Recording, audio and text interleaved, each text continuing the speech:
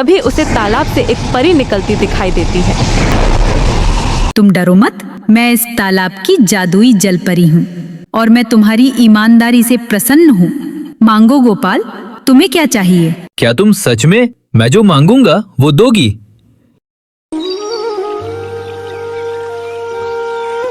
चंदनपुर नाम के एक गांव में गोपाल नाम का एक व्यक्ति रहता था जो बहुत गरीब और ईमानदार था।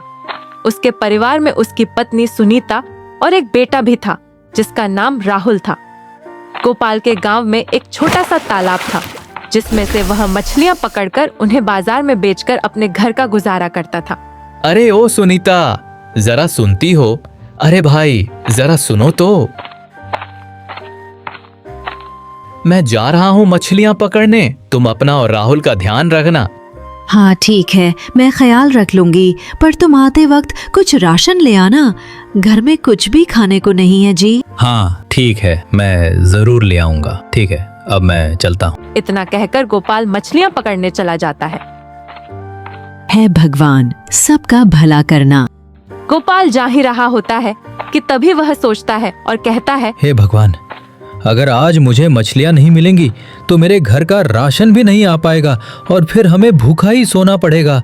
हे भगवान, अब आप ही कुछ कीजिए। फिर गोपाल तालाब के पास पहुंचता है और मछलियां पकड़ने लगता है।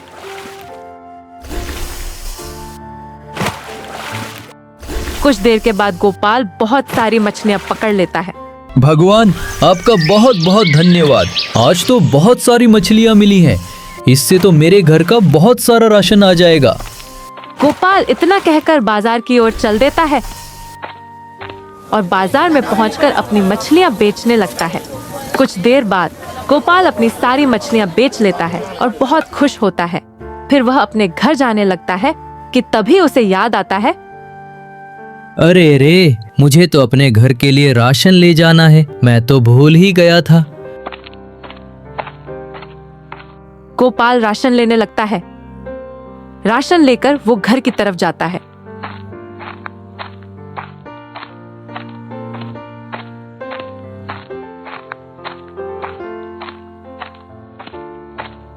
घर पहुंचकर वो सारी बातें अपनी पत्नी को बताता है। अरे वाह, ये तो बहुत सारा राशन है जी। अब तो हमें भूखा नहीं रहना पड़ेगा। हाँ सुनीता, अब हमें भूखा नहीं रहना पड़ेगा क्योंकि अब मैं प्रतिदिन कुछ ना कुछ मछलियां बेच लिया करूंगा।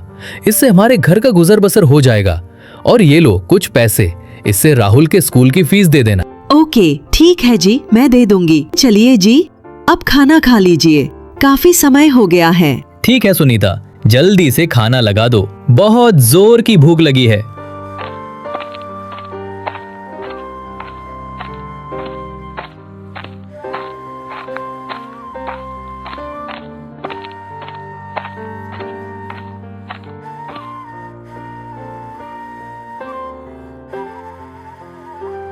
फिर गोपाल खाना खाने लगता है कि तभी उसके घर के बाहर एक साधु बाबा आते हैं।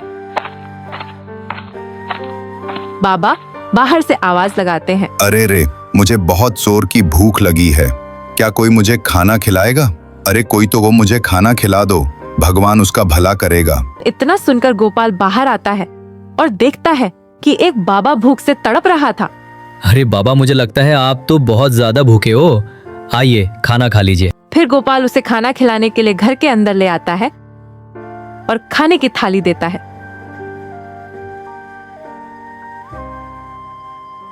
फिर बाबा खाना खाने लगते हैं। खाना खाने के बाद बाबा गोपाल से कहते हैं, अरे बेटा, तुम्हारा बहुत बहुत धन्यवाद। आज तुम मुझे खाना नहीं खिलाते तो मैं आज मर ही जाता। तुमने मुझे एक नई जिंदगी दी है। बेटा, तुम हमेशा ही खुश रहोगे, ये मेरा आशीर्वाद है। इतना कहकर बाबा वहां से चले जाते हैं। अरे सुनीता, देखा तुमने, बाबा ने हमें क्या कहा है कि तुम हमेशा खुश रहोगे। काश ये बात सच हो जाती तो कितना अच्छा रहता। हाँ, और वो बाबा खाना खाने के बाद कितना खुश हुए थे और कितनी प्यारी बात कहकर गए। अगली सुबह गोपाल तालाब के पास जाकर मछलियां पकड़ने लगता है, लेकिन आज गोपाल को एक भी मछली नहीं मिलती। हे भगवान, आज तो एक भी मछली नहीं मिली है। अब मैं क्या करूं? अब तो मेरे घर का राशन भी खत्म होने वाला है। गोपाल निराश होकर घर चला जाता है।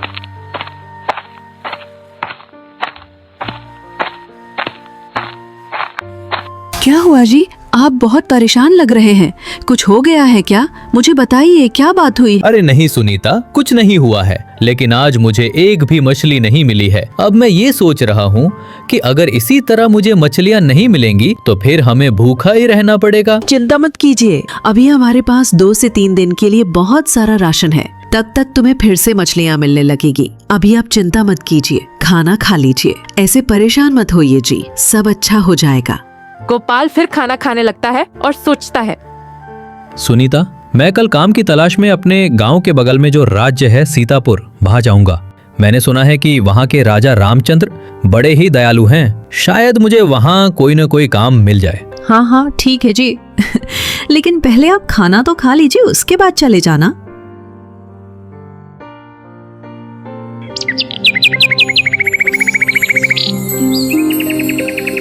अगली सुबह होते ही गोपाल सीतापुर जाने के लिए तैयार हो जाता है।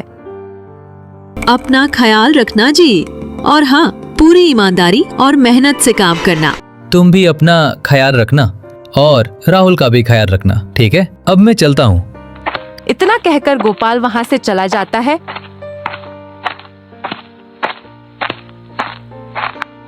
और वहां जाकर एक सैनिक से पूछता है, अरे भाई, मुझे महाराज से मिलना है। क्या तुम उन्हें मेरा ये संदेश पहुंचा दोगे? तुम्हारी बहुत बड़ी मेहरबानी होगी। ठीक है, तुम यहीं रुको, मैं अभी जाता हूँ। सैनिक जाकर मंत्री से कहता है, मंत्री जी, महाराज से मिलने कोई व्यक्ति आया है, क्या मैं उसे अंदर बुलाऊं? हाँ ठीक है, बुलाओ जरा, मैं भी तो देखूं कौन आया है। सैनिक गोपाल को अंदर बुलाता है।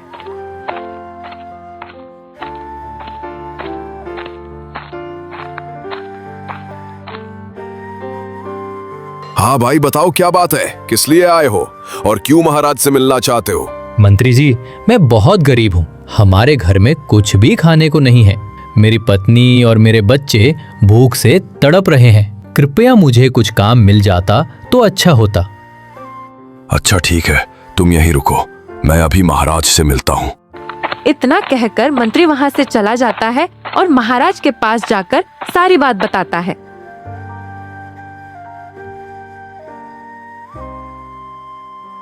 मंत्री जी, उसको तुरंत हमारे पास बुलाओ, हम उससे खुद मिलना चाहते हैं। जी महाराज, जैसा आप कहें, मैं तुरंत उसे बुलाता हूँ। मंत्री जाकर गोपाल को बुलाकर लाता है।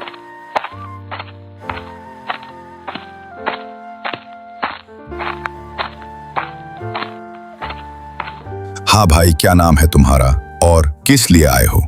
महाराज, मेरा नाम गोपाल है और मैं काम के लिए आया हूँ। महाराज, कृपया करके मुझे कुछ काम दे दीजिए जिससे मेरे घर का गुजारा हो सके। अरे भाई, हम तो तुम्हें काम दे देंगे, पर तुम आए कहाँ से हो? तुम्हारा गांव कौन सा है? महाराज, मेरा गांव चंदनपुर है और मैं वहीं से आया हूँ। महाराज, मुझे क्या करना होगा? मेरा काम बता दीजिए ताकि मैं अपना काम कर सकूं। महाराज। अरे भाई, इतनी जल्दी क्यों है काम करने की? अभी तुम काफी दूर से आए हो, अभी तुम जाकर आराम करो, कल से तुम काम करना। मंत्री जी, गोपाल का कमरा दिखा दो। जी महाराज, मैं अभी दिखा देता हूँ। महाराज, आपका बहुत बहुत धन्यवाद जो आपने मुझे काम दिया है। हाँ ठीक है, ठीक है, अब तुम जाओ यहाँ से। गोपाल वहां से चला जाता है और जाकर आराम करता है। अगली सुबह गोपाल महाराज के पास जाता है।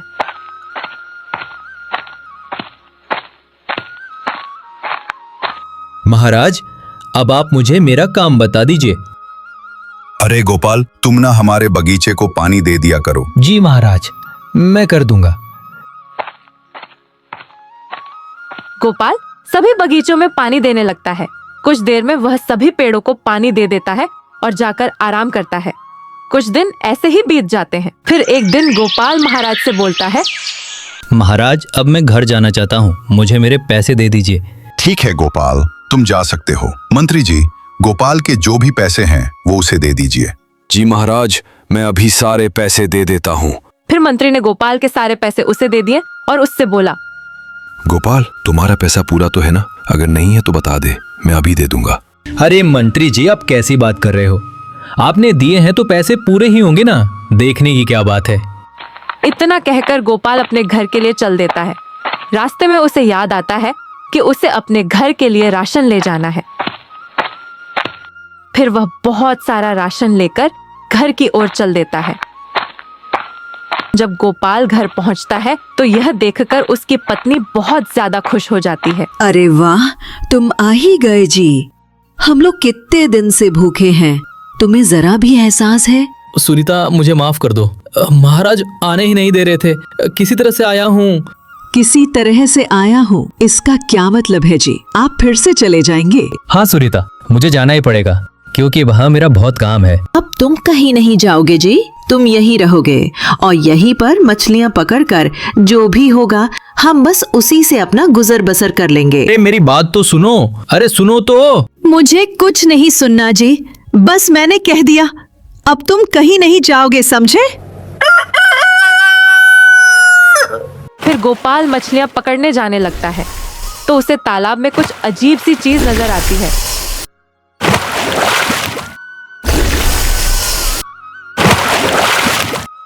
गोपाल डरकर वहां से तुरंत चला आता है।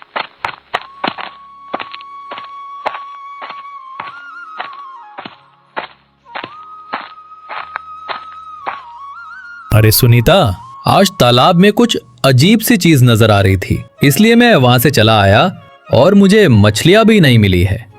ऐसा क्या नजर आया जी जो आप वहां से चले आए? बोलिए ना। अच्छा, एक काम कीजिए, पहले आप खाना खा लीजिए, फिर मुझे बताइएगा।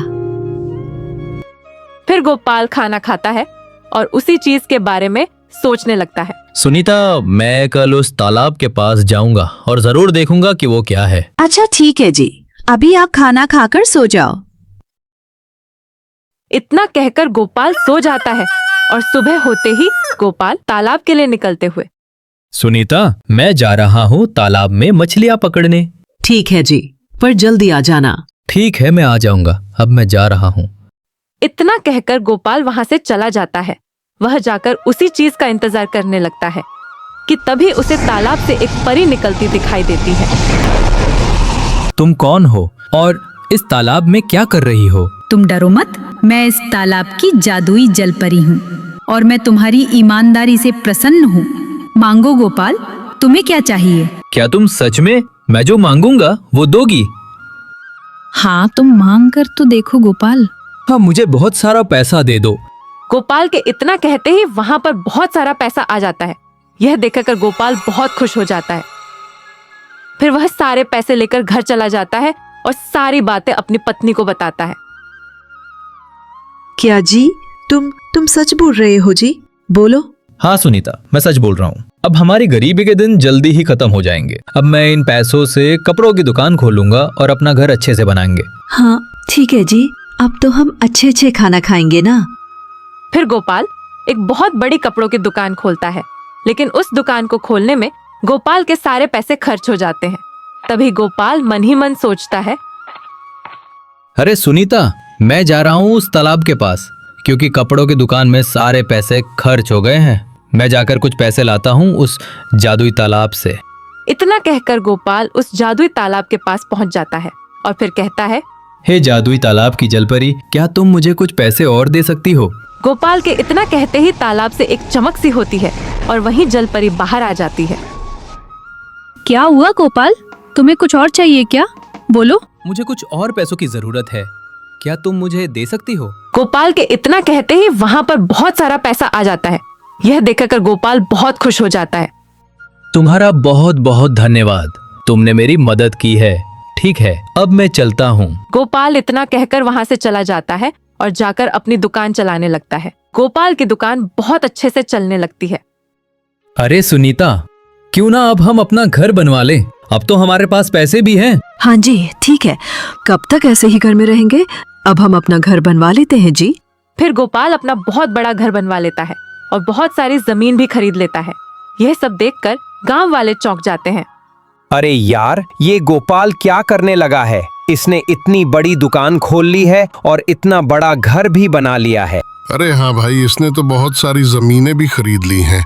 एक समय में तो इसके पास खाने तक के पैसे नहीं थे। गोपाल की यह तरक्की पूरे गांव में फैल चुकी थी। यह बात सीतापुर के राजा रामचंद्र के पास भी पहुंच जाती है।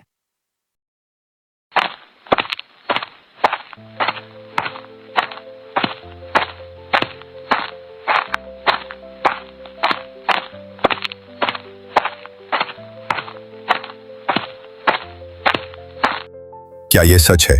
गोपाल बहुत बड़ा आदमी बन गया है। सुना है कि वो पूरे गांव में सबसे बड़ा आदमी है। मंत्री जी, गोपाल को तुरंत यहाँ बुलाया जाए। जी महाराज, मैं अभी उसको बुलवाता हूँ। मंत्री अपने सैनिकों के साथ जाते हैं। अरे गोपाल, चल, तुझे महाराज ने बुलाया है। अरे मंत्री जी, आप क्या बात कर रहे हैं? महाराज ने मुझे क्यों बुलाया है? मैं तो अपनी दुकान खोलने जा रहा था। गोपाल, तू चल रहा है कि नहीं कि तुझे मैं खींच कर ले जाऊं? अरे मंत्री जी, ये आप क्या कह रहे हो? मैं कल आऊंगा। मंत्री वहां से गुस्से में चला जाता है और जाकर राजा को सारी बातें बताता है। महाराज, गोपाल ने आने से मना कर दिया है। कह रहा है कि वो कल आएगा। क्या? ये तो बहुत ही घमंडी हो गया है। मंत्री जी, हमारे जाने की तैयारी करो, हम खुद जाएंगे। जी महाराज, मैं अभी करता हूँ। मंत्री तैयारी करने लगता है। इधर गोपाल का बेटा राहुल गोपाल से कहता है, पिताजी, मुझे साइकिल चाहिए। मेरे सारे दोस्तों के पास है, केवल मेरे पास ही नहीं है। अरे राहुल बेटा, बस तुम्हें साइकिल चाहिए? ठीक है, मैं दुकान से आते वक्त ले आऊंगा। ठीक है पिताजी, लेकिन आप भूलना मत, लेकर जरूर आना। ठीक है बेटा, अब मैं चलता हूँ। गोपाल इतना कहकर वहां से चला जाता है। रास्ते में उसे राजा रामचंद्र मिलते हैं। क्यों भाई गोपाल, मैंने सुना है कि तुम बहुत बड़े आदमी बन गए हो और बहुत घमंडी भी हो गए हो। महाराज, आप कैसी बात कर रहे हो? मैं और बड़ा आदमी? मैं तो आपके सामने कुछ भी नहीं हूँ। चल, अच्छा ये बता, तेरे पास इतने पैसे कहाँ से आए? अगर तूने नहीं बताया ना तो मैं तुझे छोड़ूंगा नहीं, समझा? गोपाल राजा को सारी बातें बता देता है, जलपरी, जादुई तालाब और ईमानदारी की वजह से मिली मदद के बारे में। नरेशन। फिर राजा खुद उस तालाब के पास जाते हैं।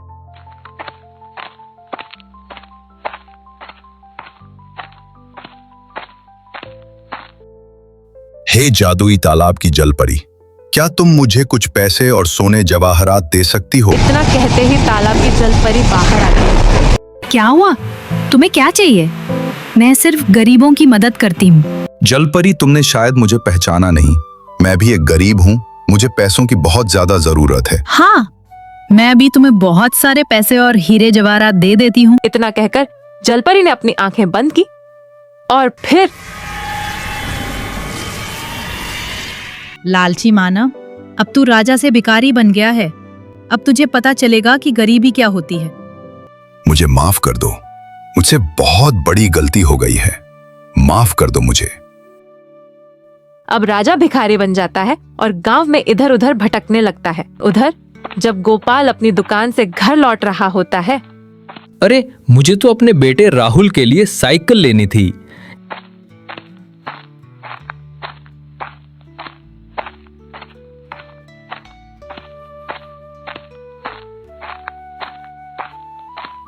अरे गोपाल भाई, मुझे माफ कर दो, मुझसे बहुत बड़ी गलती हो गई, मैं तुम्हारे पैर पड़ता हूँ। अरे भाई, आप कौन हो और मुझसे माफी क्यों मांग रहे हो? अरे गोपाल, मैं राजा रामचंद्र हूँ, तुमने पहचाना नहीं क्या? अरे राजा साहब, आपने ये क्या हालत बना रखी है? क्या हुआ, बताइए तो। गोपाल, मुझे माफ कर दो, उस जलपरी से कहकर मुझे पहले जैसा कर दो, मैं तुम्हारे आगे हाथ जोड़ता हूँ। ठीक है महाराज, मैं कुछ करता हूँ।